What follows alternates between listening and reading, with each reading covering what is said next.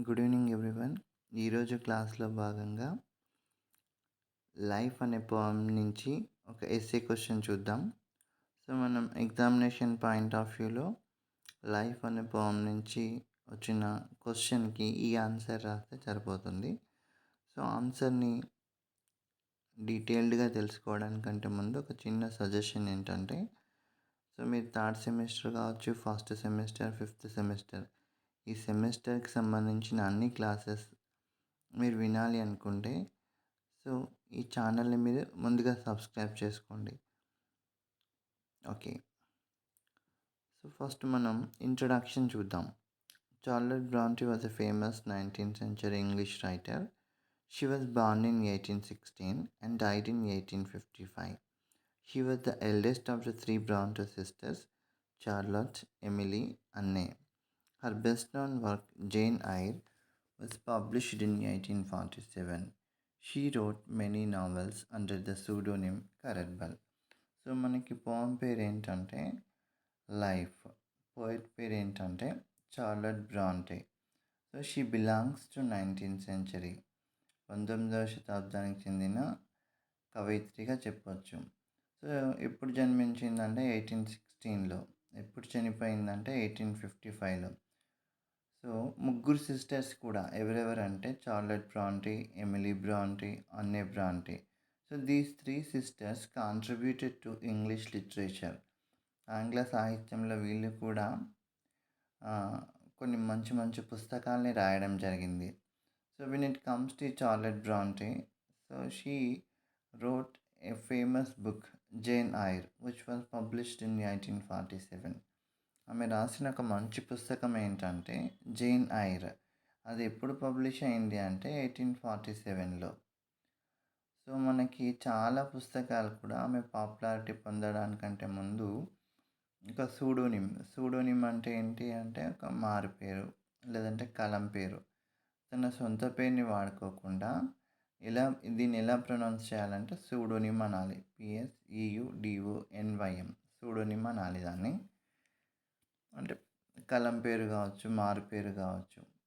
So తన పేరుని వాడుకోకుండా సూడోనిమ్ ఉపయోగిస్తుంది. ఆ పేరు ఏంటంటే Currer Bell. Charlotte Bronte well known works are Jane Eyre, the Professor, Villette, Shirley. So ఆమె రాసిన మంచి పుస్తకాలు ఏంటంటే, నోటబుల్ వర్క్స్ ఏంటంటే Jane Eyre, the Professor, Villette, Shirley. The title of the poem emphasizes the fact that the poem is all about life. According to the poet, we should not believe life is not difficult as many people believe.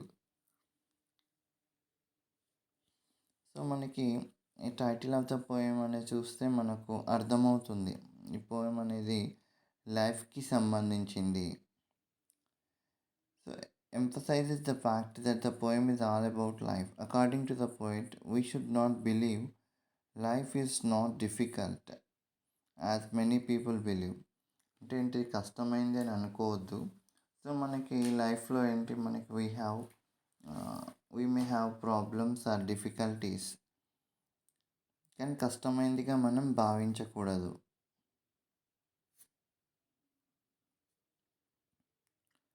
The meaning of the poem is simple. The poet says bad things, problems are only transient and good things will follow them. The poet says life is the combination of joy and sorrow. We should treat them equally. So ఇక్కడ కవయిత్రి ఇంకా ఏమని చెప్తుంది, the meaning of the poem is simple. The poet says bad things and problems are only transient. Transient అంటే ఏంటి, అవి temporary, తాత్కాలికంగా. So మనిషి యొక్క జీవితంలో వచ్చే ప్రాబ్లమ్స్ అనేవి ఎల్లకాలం ఉండవు, అవి తాత్కాలికంగా ఉంటాయి. సో మనకి కొన్ని ఇబ్బందులు వచ్చిన తర్వాత సంతోషాలు కానీ హ్యాపీనెస్ కానీ వాళ్ళు పొందగలుగుతారు. The poet says life is the combination of joy and sorrow. We should treat them equally. ఇంకా మన కవయిత్రి ఏమని చెప్తుంది, మనిషి యొక్క జీవితం అనేది that is the combination, that is the amalgamation of joy and sorrow, hope and despair. అంటే మనిషి యొక్క జీవితంలో ఆశ, నిరాశలు, సుఖదుఖాలనేవి సహజంగా ఉండే అంశాలు. The poet says life is not a dream, it has many problems, but problems are like clouds, they will disappear soon. అంటే జీవితం అనేది అన్నిసార్లు సంతోషంగా ఉంటుందని చెప్పలేము. జీవితం అనేది పూల పాన్పు అని చెప్పలేము మనం. సో జీవితంలో చాలా ప్రాబ్లమ్స్ అనేవి వస్తాయి. వచ్చినప్పటికి కూడా వాటిని మనం ఎదుర్కోవడానికి సిద్ధంగా ఉండాలి. ఇంకా రచయిత్రి ఏమని చెప్తుంది, అవి ఆకాశంలో మబ్బులు ఎట్లా అయితే డిసప్పియర్ అవుతుంటాయో అట్లాగే మన ప్రాబ్లమ్స్ అనేవి కూడా శాశ్వతంగా ఉండవు. The poet says sometimes our near and dear may pass away, whatever the sorrowful situation we found, we should learn something from them. అంటే మనకు మన యొక్క జీవితంలో మనకు సంబంధించిన వాళ్ళు కావచ్చు, మనకు దగ్గరి వ్యక్తులు కావచ్చు, ఎవరైనా పాస్ అవే అంటే ఏంటి, చనిపోవచ్చు. అయినప్పుడు కూడా మనం we should not lose heart, బాధపడకూడదు. అట్లాగే మనకి ఏదైనా ఒక డిఫికల్ట్ సిచ్యుయేషన్ మనకు ఎదురైనప్పుడు దాని నుంచి ఏదో కొత్త విషయం మనం నేర్చుకోవడానికి ప్రయత్నించాలి. Parting and departing is common in the life of every man. The poet urges us to have a positive attitude and not to be dishearten by temporary set backs.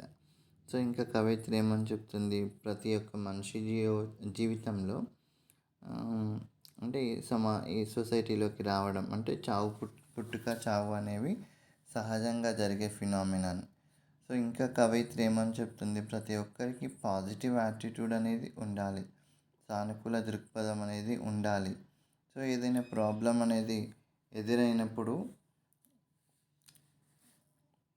వాటిని ధైర్యంగా ఎదుర్కోవడానికి సిద్ధపడాలి. The poet encourages us to look beyond the immediate disappointment and appreciate the pleasure life has to offer. She asserts that in the battle between hope and despair, although despair may seem more powerful, initially it is hope that will win eventually.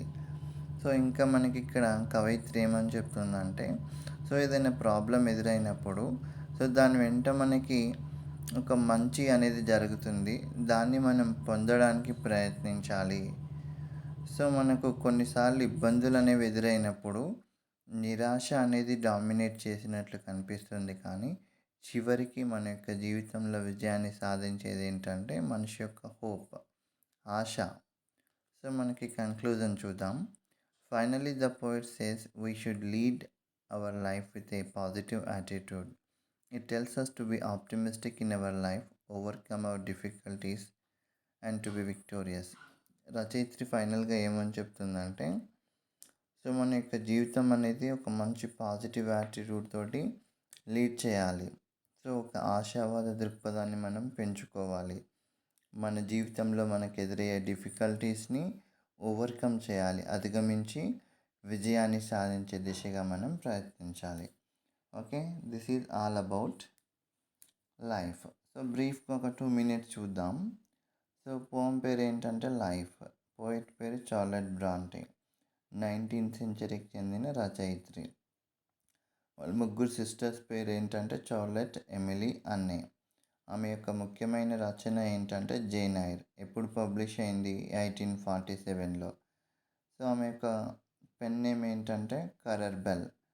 So ఇంకా ఆమె యొక్క ముఖ్యమైన రచనలు ఏంటంటే Jane Eyre, the Professor, Willett, షెర్లే. So మనకి ఇందులో ఏమని చెప్తుంది, పోయంలో మనిషి యొక్క జీవితం అనేది ఎప్పుడు కూడా సుఖాలు ఉండవు, ఎప్పుడు కూడా బాధలు ఉండవు. మనిషికి ప్రాబ్లమ్స్ అనేవి వచ్చినప్పుడు అవి క్లౌడ్స్ లాగా డిసపియర్ అవుతుంటాయి, పర్మనెంట్ అని చెప్పలేము. సో మనిషి యొక్క జీవితం అనేది ఏంటిది, సుఖ దుఃఖాలు కానీ మంచి చెడులు కానీ సహజంగా జరిగే అంశాలు ఉంటాయి. బాధ కలిగినప్పుడు ఎక్కువగా బాధపడకుండా, ఎక్కువ సంతోషం వచ్చినప్పుడు ఎక్కువ సంతోషపడకుండా బ్యాలెన్స్డ్గా ఉండాలని చెప్తుంది రచయిత్రి. ఇంకొకటి ఏంటంటే ప్రతి మనిషి కూడా ఒక పాజిటివ్ యాటిట్యూడ్ అనేది డెవలప్ చేసుకోవాలి. సానుకూల దృక్పథాన్ని డెవలప్ చేసుకొని ఆశావాద దృక్పథంతో విజయాన్ని సాధించడానికి ప్రయత్నించాలి. ఓకే, సో ఇదేంటంటే స్క్రీన్ షాట్ తీసుకొని ఆన్సర్ రాసుకొని ప్రాక్టీస్ చేయండి. Thank you for watching. So next ఈ సెమిస్టర్కి సంబంధించిన క్లాసెస్ అన్నీ మీకు రావాలి అంటే ఈ ఛానల్ని సబ్స్క్రైబ్ చేసుకోండి. Thank you.